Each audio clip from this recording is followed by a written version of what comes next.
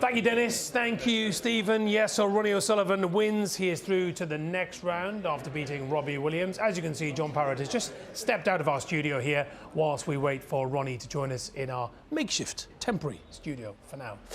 Good win for Ronnie. Yeah, I thought he went through the gears really well there. There was a stage in that match where it looked semi-dicey a little bit with 2-1 down. But as we always know, he's capable of going through the gears when he needs to, and that's why he's been the best player of all time. What did you make of Stephen there, saying not vintage Ronnie O'Sullivan, but solid, enough to do the job? Yeah, I mean, it's very rare that you'd see a best of 11 played like that, where Ronnie doesn't have a century break. But, he went through the gears, as I say, and, he did more than enough. I think it was very, very clear that, Ronnie's obviously very used to being out there in that situation, the venue that he knows very, very well, won everything in the game.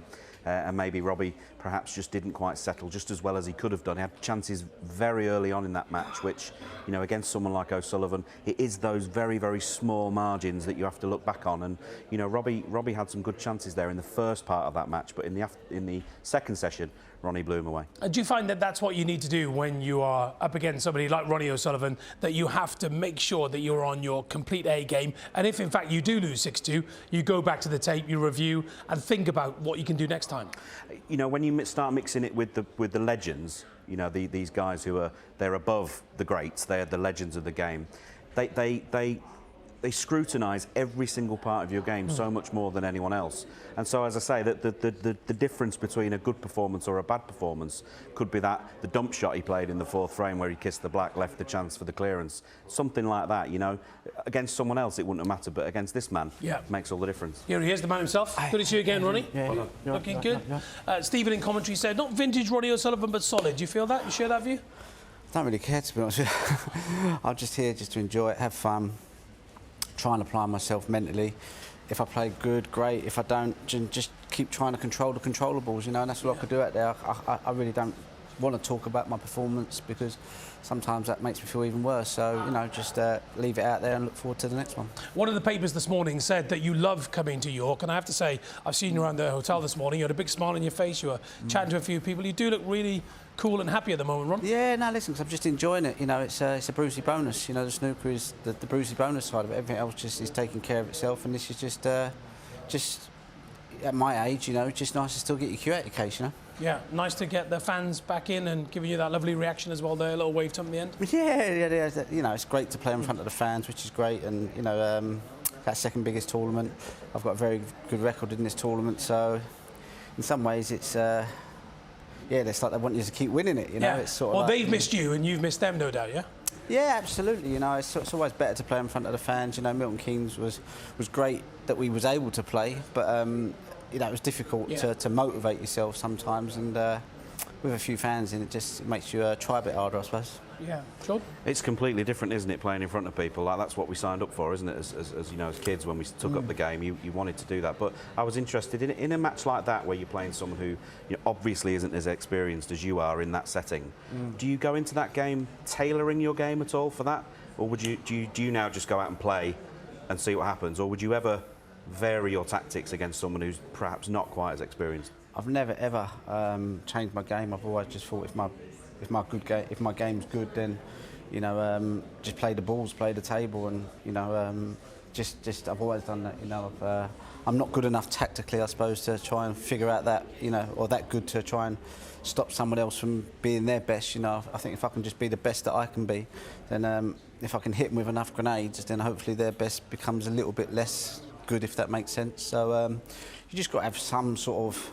It's like Goran Ivanisevic with that serve. It was like, you might outplay him, but you're going to have to put up with that serve. And I think snooker's the same, and any sport's the same. If you've got something that's a good asset of yours and you can apply it well, then that could serve you well, I love the way you talk about the mentality at the moment, though, Ronnie. Given where you are in your career and everything you've achieved in snooker and in sport, and you are one of the great British sportsmen of our time, the fact that you talk about not putting any pressure on yourself, because clearly that helps you, doesn't it? Your mental focus. To be honest, I've just been enjoying it so much that it took the edge off of my game, and I wasn't prepared to dig in unless it was there, and that suited me fine.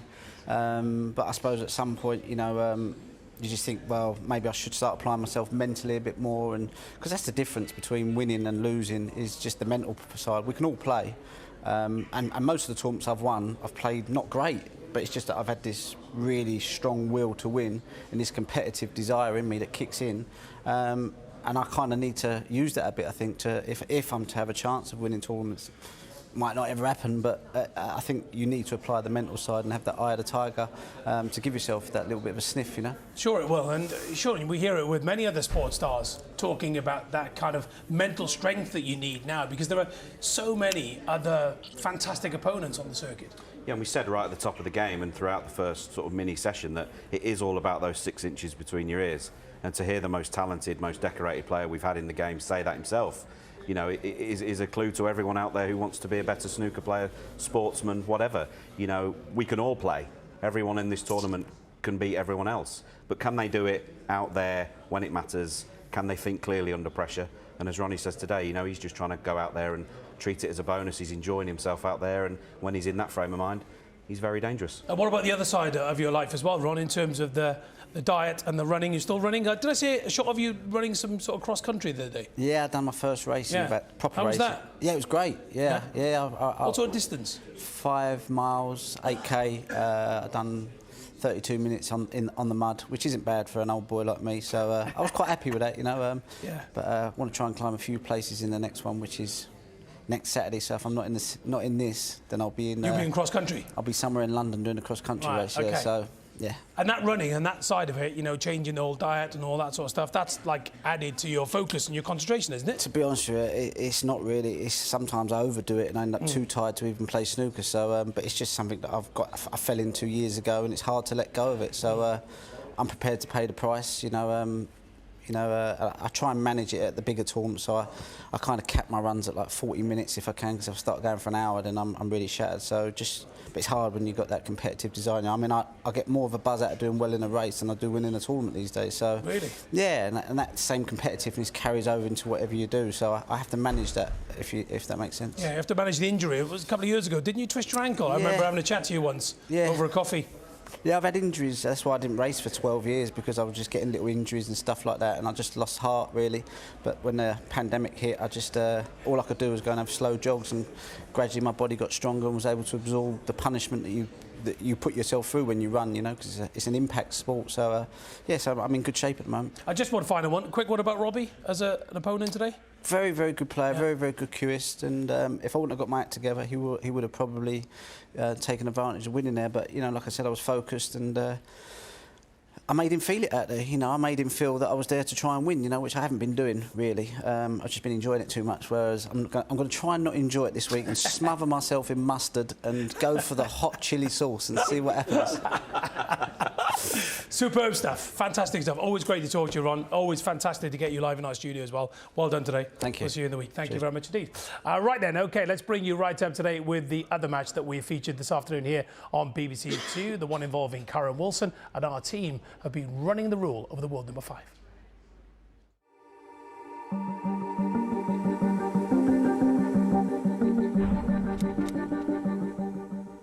I think if there's one thing that I've criticised Karen Wilson quite a lot in commentary is his positional play. I think it's improving all the time, and you don't get to where he is in the rankings without being a very, very good positional player. But his cue action is quite robotic to me. It's very deliberate, back and forth, and I think maybe you lose a little bit of touch in certain shots by being so methodical. Yes, because he makes every shot its own event, effectively. So he's very, very methodical from standing behind the shot, and then sort of distinctive sort of shuffle into the shots. And it's not totally textbook, his cue action. He's got that right leg a bit bent, and it's always been said that you should have this right leg dead straight, like a Mark Selby or Sean Murphy. Right. But that's not Karen's way. He gets a bit lower. And the other thing, of course, as we was identified, is these fingers. Almost all the fingers come off the cue, don't they, in the backswing? Yeah, and this is something that I sort of fought against doing in my career. I mean, if you said to someone, you've got to think about doing that, if you Yeah. put that in their head, you wouldn't be able to do it. No. It's something, it has to be natural. And the thing about that, I always want that you take all the fingers off, and then with the effort of the shot, you put them back on. Does that take the cue offline? It's a tough thing to do. So Well, if the fingers come on too soon or too late, then you've got a big problem. yeah. So you've got to once again. practicing every day, you get used to it, and it's the way. If you were trying to change somebody from one type of grip to the other, this would be a nightmare to do. But well, what a potter. What a long potter. I mean, you would talk about his q-action, but it's dead straight, isn't it? I mean, you back him above almost anyone in the game to put a sort of medium length straight pot. Yeah, and what I do like about it, because he doesn't go around the table with, as you said, that rhythm. When it comes to the big shot, the game ball, he sets himself up so well. Yeah. He prepares for it. So the criticism of making every shot not rhythmic and stopping and starting all the time, one part of that's not so great. The other part is on the big one, he gets himself mentally prepared. He backs himself. Yeah, and you can see him like, geeing himself up, getting ready for it, and then he does go through his routine, and then he's in, and it's like that's a sort of comfort blanket in a way, and he fancies the shot, and he goes for it 100%. And I think it's another point. He's not frightened to try new things. You know, we've seen him over the last 2 or 3 years moving the bridge hand closer to try and get the best out of his ability. Not everyone can do that, and I admire that, you know, greatly in him, that he's prepared to go to any length to find the formula to be a winner. And he's still learning, and that's the most important thing. He's still on the way up, and I think a future world champion. If the situation presents itself, he won't be afraid of taking it. Fantastic stuff that from Steve and Stephen. Well, when we left it on BBC Two, Kyron led Jack by 2 frames to 0. We join it in frame 3. Jones to play, trailing by 1 point. Commentary from Ken and Rob.